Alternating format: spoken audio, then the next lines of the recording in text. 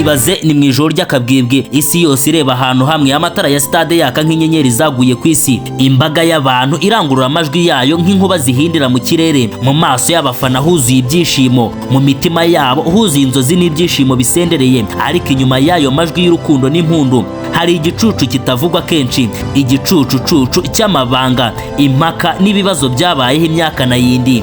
Kuko rimwe na rimwe ibyo tubona si byo byonyine bibaho, hari inkuru zitandikwa mu bitabo, hari amajwi atarigeze yumvikana ku mugaragaro, hari amabanga y'umwijima yihishe inyuma y'igikombe cy'isi cy'umupira w'amaguru, hari ibitambo by'amaraso bitambwa bisa naho umukino tubona mu kibuga ubanzirizwa n'umukino w'akahebwe ukinwa n'imbaraga zitagaragara, hari amabanga n'imigenzo ya Gishitani yakomeje kugendana n'igikombe cy'isi nk'igicucucucu gikurikira umuntu mu mwijima. Uyu munsi turafungura umuryango w'amayobera, aho kuri n'ibivugwa bihurira mu murongo umwe, aho twibaza koko niba ibyo twabonye nk'umukino w'umupira w'amaguru ari byo byabaye koko. Mu masitade yuzuye urusaku rw'impundu, vuvuzera n'amashyi y'abafana, hari urundi ruhande rutavugwa kenshi, uruhande rwihishe inyuma y'amatara yaka cyane, inyuma y'ibikombe by'izahabu, inyuma y'ibyishimo by'amamiliyoni y'abafana baturutse imihanda yose y'isi. Buri myaka ine amaso y'isi yose ahurira mu kibuga kimwe, amabendera akazamurwa, indirimbo z'ibihugu zikaririmbwa, intwari z'umupira w'amaguru zikinjira mu kibuga nk'abasirikare bagiye ku rugamba, bigaragara nk'umukino bagiye gukina ariko nta mikino ibirimo, aho ikipe itsinzwe ibifata nk'igisebo gikomeye ku ruhando mpuzamahanga. Ariko si nyuma y'ayo mashusho y'ubwiza n'ibyishimo haba hihishe iki? Ese koko ibyo tubona nibyo byonyine bibaho, cyangwa se hari amabanga atagaragarira amaso y'abafana? Mu mateka y'igikombe cy'isi havuga inkuru zidasanzwe, uburiganya, ruswa n'ibyemezo byateje impaka, ndetse n'ibihuha by'amayobera byakomeje gutera amatsiko abantu benshi. Ikaze kuri Rwanda Intelligent Mind, aho tukwinjiza mu mabanga akomeye, impaka n'amateka byagiye bikikizwa kimwe mu birori bikomeye kurusha ibindi byose ku isi. Ni urugendo ruri hagati y'ukuri n'ibivugwa, hagati y'urumuri n'umwijima, hagati y'ibyo twiboneye n'ibyakomeje kugirwa ubwiru kugeza magingo aya. Naho nje mugiye kubana nitwa Turatsinze Dominique. Ikaze kuri Rwanda Intelligent Mind, aho dusesengura byinshi bisa n'ibicanganye ku isi nzima, aho wazindutse cyane agatanga undi kwiriba ari ubona amazi meza. Fukura iriba ryawe ry'ubumenyi ukanda subscribe kugira ngo ibiganiro nk'ibi bikugerereho ku gihe. Ijoro riraguye, igicuku kiranishye, amatara ya stade aracyaka, ariko hari igicucucucu gisa naho kiruta urumuri. Mu mateka ya siporo, cyane cyane mu marushanwa akomeye nk'igikombe cy'isi, hagiye havugwa inkuru zidasanzwe zatumye benshi bibaza ibirenze iby'amaso yabo yabonaga. Mu bice bitandukanye by'isi, abantu benshi bagiye bavuga ko hari amakipe cyangwa se abantu bakoresha uburyo bw'amayobera mu gushaka amahirwe yo gutsinda. Ibi ni ibirego n'imigenzo byagiye bivuga imyaka myinshi, nubwo akenshi bitigeze bibonerwa ibimenyetso bifatika, ariko hari amavideo y'abakinnyi, abatoza, yewe n'abandi bafite aho bahuriye n'umupira w'amaguru yagiye afatwa barimo gukora ibintu by'amayobera bakananirwa gusobanura ibyo ari byo. Mu myaka yashize imbuga nkoranyambaga zakwirakwije amashusho, amafoto n'inkuru zitandukanye zavugaga ku bintu by'amayobera bifitanye isano na siporo.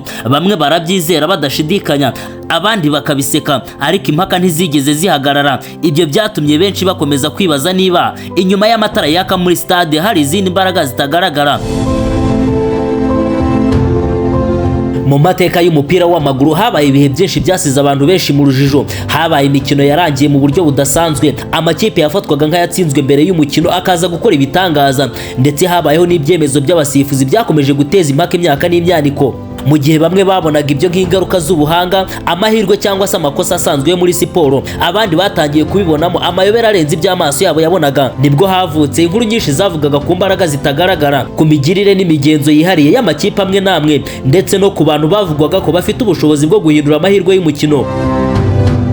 Mu bice bitandukanye by'isi, cyane cyane hari imyemerere gakondo igifite imizi ikomeye, hakunze kuvugwa inkuru z'abakinnyi cyangwa se abayobozi b'amakipe bashakaga ubufasha bw'abapfumu mbere y'imikino ikomeye. Hari abavuga ko bamwe bakoraga imigenzo yihariye kugira ngo bahabwe amahirwe cyangwa se babuze abo bahanganye amahirwe yo gutsinda. Ese nawe wigeze ujya kureba umupira bisanzwe kuri stade cyangwa se mu kabari runaka ugahura n'umuntu akakubwira ikipe iri butsinde, ibitego iri butsinde ndetse na buri munota igitego kiri butsindirweho, bikagutangaza cyane? Mu isi hari abantu bameze batyo, abantu bafite imbaraga zidasanzwe zo kureba hazaza bagahindura igeno ry'ikintu. Nubwo ibi byakomeje kuvugwa kenshi mu itangazamakuru n'abafana, nta bimenyetso bifatika byigeze bitangwa byemeza ko iyo migenzo yagiraga uruhare mu kugena ibyavaga mu mukino, cyane cyane ko aba baba bafite ubuhanga buhanitse bwo guhisha ibimenyetso. Ariko nk'uko bisanzwe ku nkuru z'amayobera zose, uko ibimenyetso bibura niko ibitekerezo n'ibihuha birushaho gukura, kandi burya ngo nta nduru ivugira ubusa ku gasozi. Ariko iyo umuntu acukumbuye byimbitse amateka y'igikombe cy'isi, hari ikindi gicucu kinini kurusha ibyo bihuha byose. Icyo gicucu ni amafaranga. Muri iki gihe igikombe cy'isi ni kimwe mu bikorwa bikurikirwa n'abantu benshi ku isi kandi byinjiza amafaranga menshi atagira ingano. Ha sosiyete z'ubucuruzi zikomeye nka za Adidas, Qatar Airways, Hyundai, Motorola, Spotify n'izindi nyinshi zihatanira kwamamaza mu gikombe cy'isi. Amateleviziyo yishyura amafaranga menshi kugira ngo abone uburenganzira bwo kwerekana imikino, naho ibihugu byakira amarushanwa bikoresha miliyari nyinshi z'amadolari mu kubaka stade n'ibindi bikorwa remezo. Iyo amafaranga agana gutya ahurijwe hamwe, impaka n'ibibazo ntibibura kuvuka.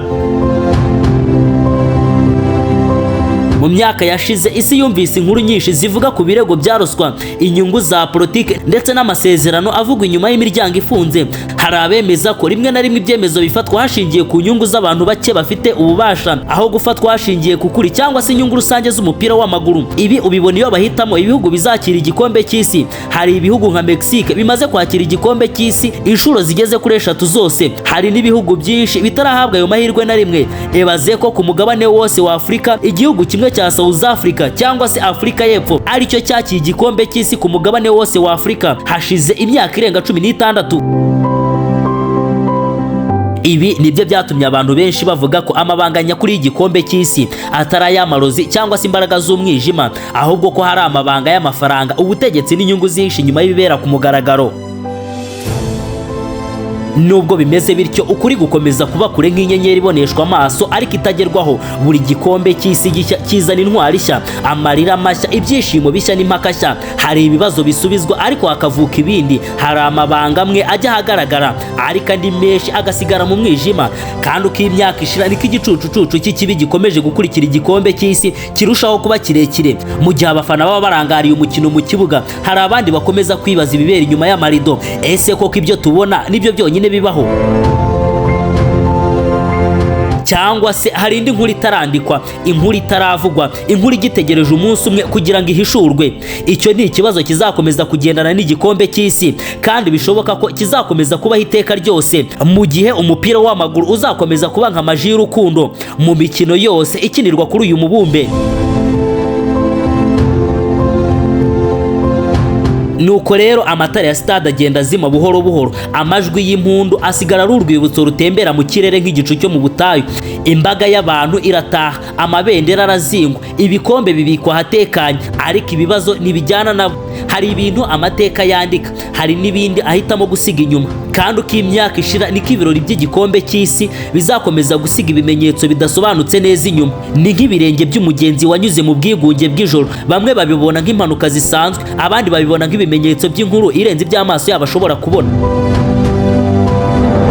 Ariko hari amayobera nyakuri atari ayo gushakisha ibisubizo gusa. Ahari ayo mayobera nyakuri ni uko miliyari nyinshi z'abantu bashobora guhagarika ibyo bakoraga byose bagahurira ku mupira umwe. Ni uko ibyishimo by'umuntu umwe bishobora guhinduka amarira y'undi, nyamara bose bagakomeza kugaruka, bakongera kwizera ko itsinzi ishoboka. Iyi ni Rwanda Intelligent Mind, naho nge ndi Turatsinze Dominique. Kora subscribe, like, share and comment, ibiganiro nk'ibi bikugereho ku gihe. Kandi wazindutse mu museke kwiriba ni uvoma, mukomeze kureba kure y'ibigaragarira amaso yanyu, kuko rimwe na rimwe inkuru nyakuri bitaraha amatara yaka cyane iba yihishe mukabwibwa iki gicucu cyabaringa. Murakoze, murakarama.